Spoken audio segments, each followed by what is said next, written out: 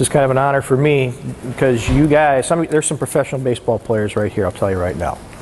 If you guys are committed to this sport and you've already achieved a level of representative level in your state, I'm willing to bet my house that in this group right here there's going to be a professional baseball player.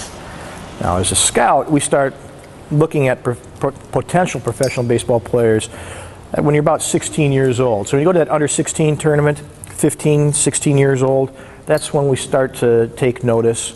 We get you on a follow list. We actually have a list of players that we follow. Maybe we'll go watch you at your club game. Maybe we'll go watch you at certainly at international events, at state trials, at different training sessions. And then at the under 18 is where most of the kids sign out of under 18 baseball. Okay. Now how many players here want to play professional baseball? That's about everybody. Okay, excellent. How many here have baseball as your favorite sport? Okay. All right. How many have another sport as your favorite sport? Okay. That's okay. That's okay, because I think in high school, Justin Morneau's favorite sport was ice hockey. I signed a player named Corey Koski that played with the major leagues. His favorite sport was ice hockey. Okay. They changed as they got older, as they discovered they had talent for baseball and had opportunities in baseball. Then they started pursuing a baseball career. Okay. Now, the one thing that we look for as scouts, are people who are committed to this game, passionate about this game, and have a drive to excel and improve. Okay.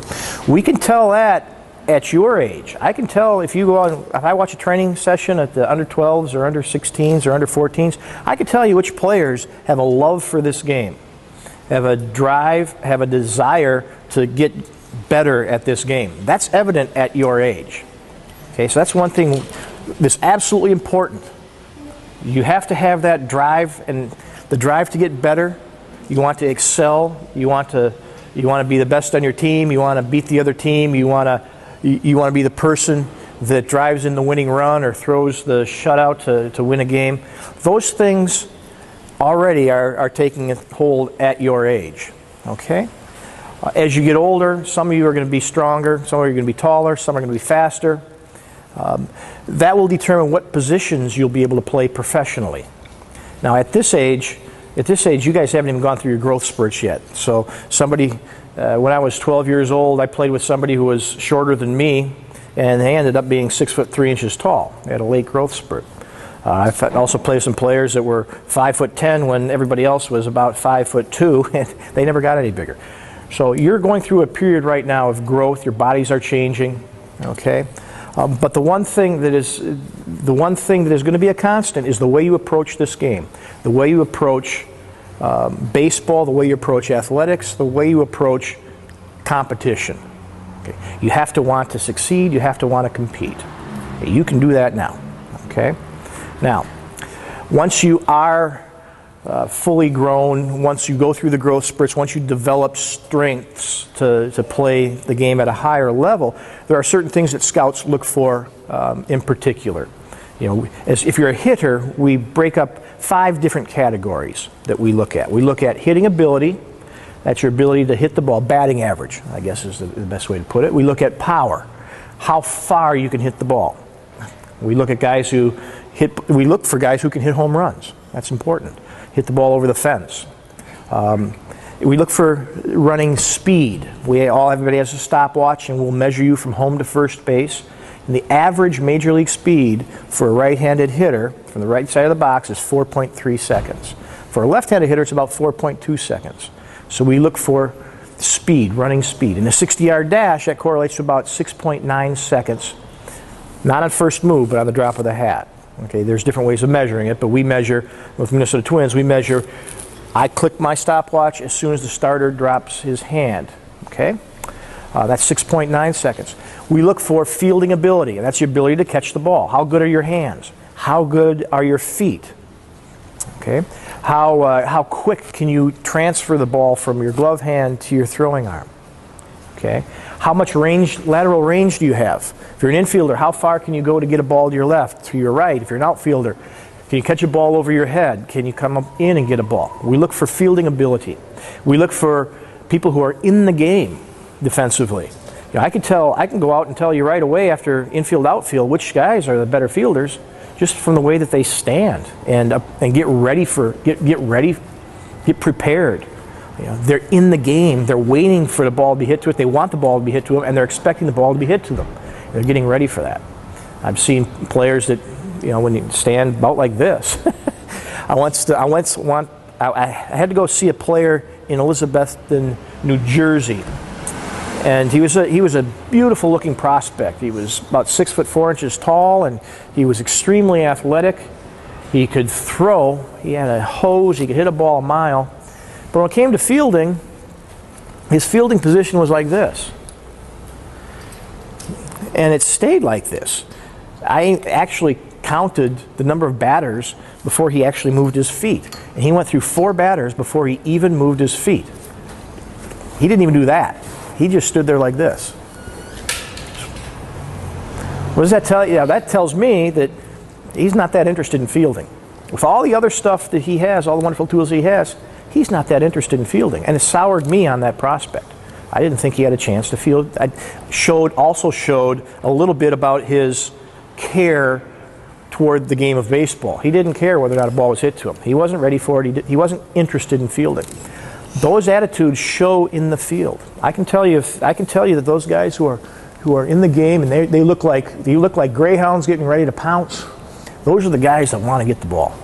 And you can work on those things at this age. Even though you're not strong, even though you haven't gone through your growth spurt, those are the attitudes that will allow you to become a great fielder. Now, the 5th thing we look at is arm strength. How far can you throw the ball? How hard can you throw the ball? Okay? We look at those 5 things. So it's arm strength, fielding ability, running speed, hitting ability, and power. Those, as a hitter, those are the things we look for. There's another category over here, and I've been alluding to it. It's called makeup. Those are the attitudes that you bring into the game of baseball. Those are the things that you're already establishing right now. Those guys who are in the game, those guys who watch every pitch, who pretend that they're up at the plate even though they're on the bench. I've seen some players that when they're sitting on the bench, they might be talking to their buddies, but they're watching every pitch and they're timing the pitcher, and they're laying off the balls and they're pretending like they're swinging on the good pitches. They're doing that even though they're not in the batter's box. So by the time they get into the batter's box, they've already seen 30 or 40 pitches. They've already seen what the pitcher can throw. Okay, those are attitudes. That goes in that category of makeup, drive, desire, coachability, aggressiveness, those sorts of things. Okay, as a pitcher, how many pitchers do we have here? Okay, great. As a pitcher, we look for obviously a different set of skills. Velocity is the one that everybody talks about, and it is important. It is important. You have to be able to throw hard. The average major league speed is 90 miles an hour. Okay? Just about every single Australian that I've seen that's thrown 90 miles an hour as an 18-year-old has signed a professional contract. I can't think of anybody who has not. In fact, most of the Australians who've thrown 90 miles an hour, even when they were 21, 22, have signed professional contracts. Everybody who's thrown 95 miles an hour, even if they didn't sign when they were 18, everybody's thrown 95 miles an hour signs a professional contract. So if you're a pitcher, the quickest way to sign a professional contract, whether or not you can even whether or not you can hit water when you throw it out of a boat, the best way as a pitcher to get signed is to throw hard. That's only part of it. That's only part of it. Okay. We also we grade out the curveball. Okay. Now, are you guys starting to throw curveballs yet? Okay. Even if you're not supposed to, I'm sure you did in the backyard. I've got a 7-year-old and he's already throwing curveballs. Right. Your ability to throw a curveball, and what we look for with a curveball is the shape of the pitch. Now, there's a bunch of different ways to categorize a curveball. The one that goes straight down, we used to call that a drop ball. The ball spins like this, and it goes straight down. Ideally, that's what we want, because it comes in and straight down. Then there's different degrees of that. That's called a 12-6 curveball. There's an 11-7 curveball with a little bit of that shape. There's one that goes like that. There's a pitch which you call the slurve, which is which is more of a shape of a parabola. It's a little bit harder than the up and down. It's more of a sideways action. That's a slurve. A slider is a very, very hard curveball, essentially. The best sliders are about 5 miles an hour below your fastball speed. So if you throw the ball 85 miles an hour or 80 miles an hour, then your slider will be about 75 miles an hour. A curveball is generally 10 to 15 miles an hour slower than your fastball. Okay? The slider is a pitch that's thrown differently than the curveball. It's thrown essentially like a fastball. You have a fastball going down the middle, slider goes down the side, and a really good slider will go straight down. A really good slider will come in, and the best sliders in the world, Joe Nathan threw a great slider at 87 to 90 miles an hour, and it went straight down. So it's very tough to hit. It's almost like a fastball going straight down. There's other ones that go flat. There's other ones that don't move much. Some move a long way. But those are the general shapes and velocities of the off-speed pitches that we grade out. We also grade out the changeup, your ability to throw the ball slow, because there's 3 or 4 different ways to get a hitter out, right? You want to change the location, so you go in and out, and you go up and down. Okay, you can make it fast or make it slow, right? By throwing it harder, you throw it past the bat. By throwing it slower, you make him swing before it comes, right? And the third one is movement. The ball comes in and it moves a different direction. Curveball moves this way, or it moves that way. You know, knuckleballs move all over the place. So basically, there's 3 ways to get a hitter out, a good hitter out: location, movement, and velocity. And velocity doesn't always mean fast; it means slow. Okay, so we look at that, and we also look at generally at your age, nobody throws hard. The hardest pitcher I ever saw, who was 15 years old, threw about 91, 92 miles an hour at 15 years old. His name was Francisco Rodriguez, K-Rod. Everybody knows K-Rod, the reliever. I saw him when he was 15 years old, and he threw at about 90 to 92. Most of them were 88 miles an hour. Right? He was one of the hardest throwing 15-year-olds. So even though you don't throw 90 miles an hour when you're 15 or 14 or 13, you should be looking for those separations in the curveball and the changeup and the fastball. And the other thing that we look at that's evident at 13, 14, 15 is a delivery. What are your mechanics like? What's your balance like? What's your movement like? What is your delivery like? And scouts use the word actions, right? Actions. We look for good arm action. Arms that act like major league arms, right? Swings that act like major league swings. Gloves that act like major league gloves. I got a little side story here. I was scouting in Europe in 1998 in a place called Ostrava in the Czech Republic, and there was a European Championships of some sort. And I went for a run. I ran back then, not anymore, but I went for a run, and I came across a tennis complex with clay courts, and there was a tennis tournament going on, and there was these little girls, some bigger than others, but some looked like tiny girls as well. And the parents were there, and there was people watching, and it was an important tournament, a real important tournament. I asked somebody, and it was the European under or 12 and under tournament. Okay, well, girls at 12 years old, sometimes you get a really mature early. Some 12-year-old girls are really mature. They look like 16-year-olds, and some 12-year-olds look like 7-year-olds, right? So there's a big difference at the age of 10, 11, 12 with girls. And some of these girls look like women playing tennis. But even the little girls, even the tiniest little girls, looked like Kornikova. They hit like Serena. They looked just like Sharapova. Even though they didn't hit it as hard, they weren't as fast, they didn't serve as hard, the way they moved, the way they hit the ball looked exactly like the people on tour. It looked like the best players in the world. And these were the best under 12 players in the world, tennis players in the world. And I'm sure some of them now Sharapova might have even been there. You know, Wozniacki, or some of these, I'm sure they were there, because this was the best group. But they acted just like professional tennis players, even though they were 12 years old. Okay? They've been playing it a lot.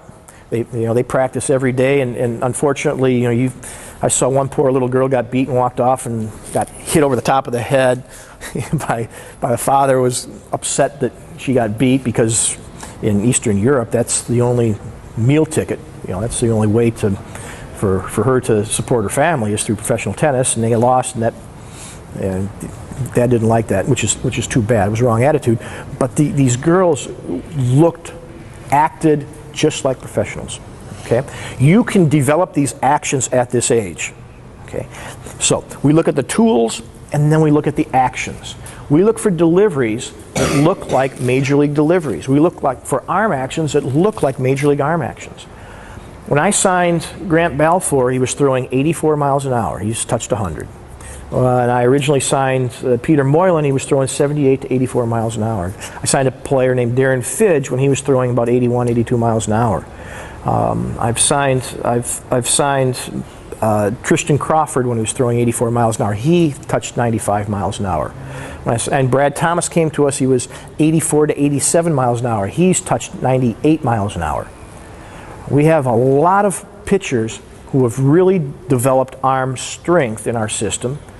And part of it is the Minnesota Twins coaching and instruction, and part of it is the players that we bring into the system. We bring in players who have good actions, good deliveries, good arm actions. And if they're good athletes, and if they have a lot of makeup, they're going to throw harder. I can guarantee you, if you've got good arm action and a good delivery, and you can throw 84, 85 miles an hour, and you're going to get stronger, you have a body that's going to allow you to get stronger and put on 20 pounds of strength, 25 pounds of strength, right? You're going to throw harder. And if you're an athlete and you have quick twitch and you can run, that's even better. Because there was Michael Nakamura was an average runner. Brad Thomas could run. Darren Fidge could run. Grant Balfour could run. These guys can run as fast as the fastest guys on the Victorian team right now, right? Even though they're pitchers. So those are the things that we look for. And those are the things that you can develop at this age, okay? Now, the other thing that these players, young players, the attitudes they exhibit are developed through mimicking or imitation.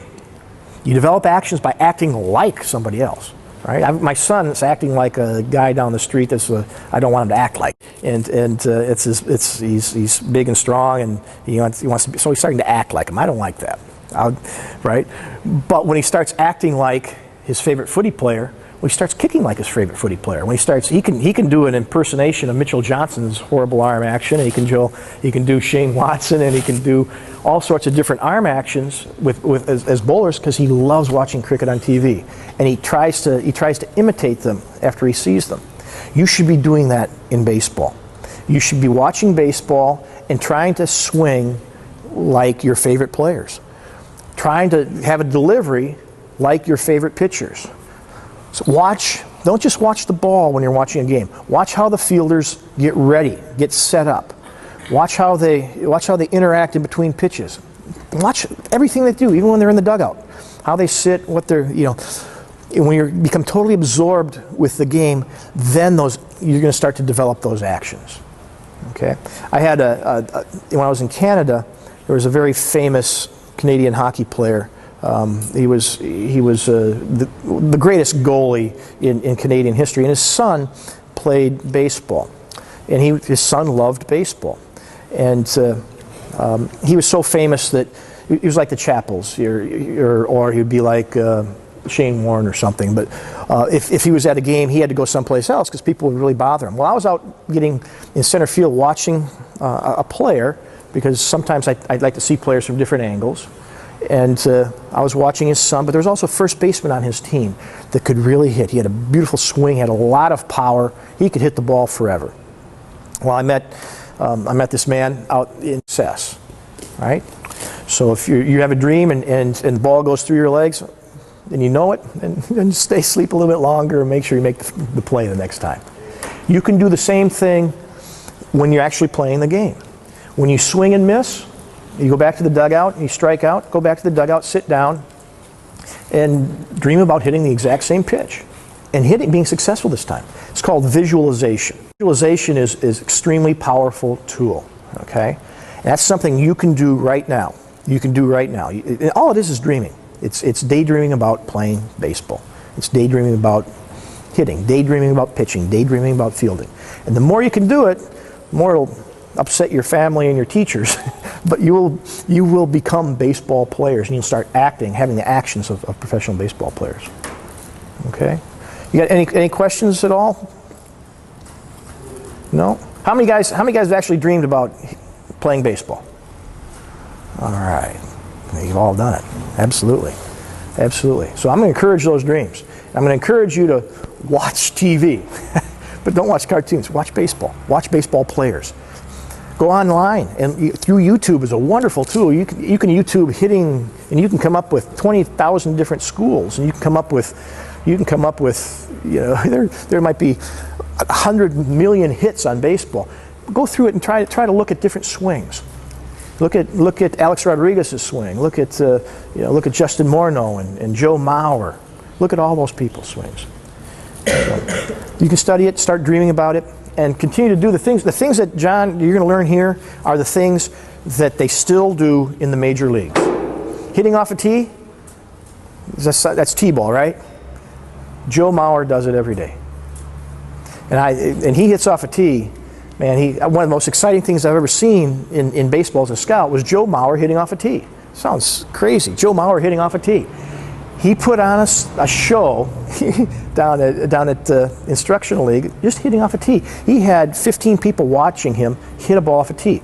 He would move it inside out, so he set the tee inside. If he was working on, he's left-handed, and I can't do it left-handed, but if he was working on hitting the ball the opposite way, he would start normally, put the tee over here, and everything was a line drive, really crisp, right in the middle of the barrel. Everything was a rocket, crack, crack, crack. Then he'd move the ball over here, and so it's inside now, and he'd be doing the same thing. Everything was crack, crack, crack, a rocket the same way. Then he'd move it back in the stance, he'd move it out forward, and everything was a rocket. Then he'd start to hit the ball at the middle and do the same thing. So it was an outside pitch, so he'd have to go outside the ball to get there. And they crack. Everything was a rocket. Everything was just backspun hard. If it hit you, it would hurt you. He didn't miss one. He must have taken 150 swings, and every one was with a purpose, with a direction. He covered the entire strike zone by moving the tee around. And then we started pulling the ball. He'd pull it out here. He'd pull it out here. He'd even work on getting jammed. Sometimes the ball gets in a little quick and you have to make an adjustment with your hands. He even worked on that, where he had to get the hands really in close and fight it off, and was still able to hit a ball hard. And a lot of times, you see it in baseball. You get fisted, and then you're able to just get strong enough to get the ball over the infield. Well, he was working on that. He was actually working on that. It was amazing. Now, I'll finish up with one other story here about Ozzie Smith. Anybody heard of Ozzie Smith? He was called the Wiz. He was like the greatest fielding shortstop in history. And when he went to college at San Luis Obispo, he was a walk-on. He was tiny. He was the smallest guy. He's about my height and skinny. He's built about like you, right? He's about this tall, and he's really skinny.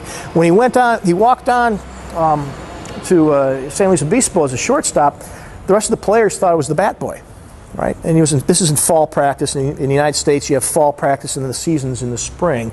And fall practice is when they establish their team, you make the team. He had to make the team. Well, after about a week and a half, the rest of the players started noticing that he was there longer than everybody else.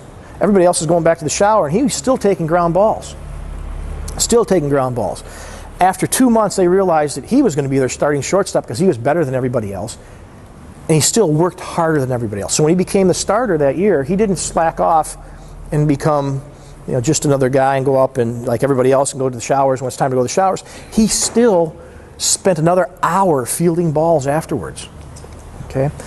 He then went on to have an incredible career in the major leagues, the greatest fielder ever. He wasn't a great hitter. He wasn't a very good hitter at all. He wasn't very strong. His whole dream world involved fielding the ball. I saw him at the end of his career. I saw a lot of him through his career, but at the end of his career, when he was about 40, 41 years old, he was fielding shortstop. They were playing in Montreal at the old Dome, and I was there early, as we tried to get there very early as scouts to watch infield practice and outfield practice and batting practice. So we tried to watch batting practice, and Ozzie Smith started off at shortstop in batting practice. when everybody else is hitting. He hits ninth in the order, down the order, so his group it'd be a while before his group came up. And he was fielding the balls. He did a couple things different than other shortstops did. When I was really young, you know, Robin Yount was one of the best shortstops, and the idea was to get down as low as you can and get your arm as close to the ground as possible, get ready. Ozzie Smith fielded it like a tennis player returning a serve. He was upright, balanced, and his hands were here. He also used a bigger glove than other people would, so it was a little bit unusual. Okay. Well, he was fielding shortstop like this. Guys were hitting fungos to him like you do, right? If you're not hitting you're fielding, and the fungo hitter is standing next to the cage and hitting fungos. It's his turn to throw to second base. He's fielding fungos from the fungo hitter, and he was throwing to second base without looking. Right? Throwing everything to second base with about like this. And then he was facing home, because if the hitter hits the ball, you've got to be ready to field the hitter's ball, right? You have to get going? Okay, no worries, Mike. So he had to field in case the hitters were here, but every throw was right on the money. So right on the money. Michael Jordan, you've heard of Michael Jordan. He used to be able to shoot free throws with his eyes closed and they'd go in. Ozzie Smith could field the ball and throw it to second base with his eyes closed, and every throw was right on the money. Okay, then it was the second baseman's turn to throw to second baseman, his turn to throw to first base. He did the same thing. He threw the ball to first base without looking. Now, he couldn't throw very hard. Now he didn't have a very good arm at this time. It wasn't very good at all. But he had a lightning quick release, right? And every throw was right on the money. He had a little arc. It wasn't an average major league arm. It was well below average major league arm. But every throw was right on the money without looking. And then if a ball was fielded to him, then he'd have to move over and catch that one as well. I mean, if the batter hit a ball at him, he'd still field those. He did that. Then there was the other shortstops, the backup shortstop's turn to field shortstop. He went over to second base and practiced catching the ball and coming off the base. Right? Just catching. He worked on catching the ball and coming off the base. That's easily done, but he worked at it. He went out to first base and caught for the other backup infielders and worked on the same thing. Then he did something really unusual. He went back to shortstop and he worked on. Ozzie Smith is known for a couple of famous plays. One of them is where he leaps for a ball, on balls, and did that. It looked just absolutely incredible on the highlight film. He was practicing it. Then he worked on trying to get himself in a position to get a bad hop. You know, as a fielder, you want to get a good hop all the time, right? He worked on coming in so he'd get a bad hop. And he fielded about 10, 20 balls fielding bad hops. Then he went in the outfield. He went in the outfield. And the dome the Olympic Stadium was a dome, and it had kind of a dingy ceiling. He worked on catching balls back over his head. So guys were hitting it this way. He was working on catching balls over his head. This is all before they even played the game. And he's 41 years old. He had done that his entire life. He worked harder at fielding than anybody else. Anybody else. So the guys who become great, they work harder than everybody else. It's not accident, it's not ability. It gets down to how hard you want to work. Okay? And you can start doing those things at this age. At this age. Okay? Anything else? Can I ask one question? In Moneyball, they talk about how on-base average changed scouting. Has it? No. That was not at all. The good hitters always have high on-base averages. It's absolutely. And we were looking at promoting a player from A ball to high A ball, and saying, "Oh, how can we promote this guy? He's got a 307 on-base average." That was Louis Rivas. Louis Rivas ended up playing in the major leagues for 3-4 years. He had a 307 on-base percentage.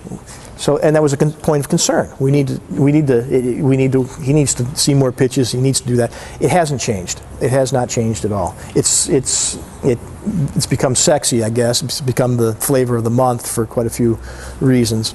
But most teams were using advanced metrics. It's become something that's become trendy.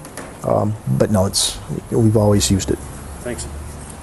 Babe Ruth had an on-base percentage of about 425 or 430 or something. But it goes back to 1920s, 1930s. All right, well, thanks for sticking around, guys. Listen to that. Let's thank Howie for coming out. No worries. Thank you. And when it comes time to sign a contract, this is a great team.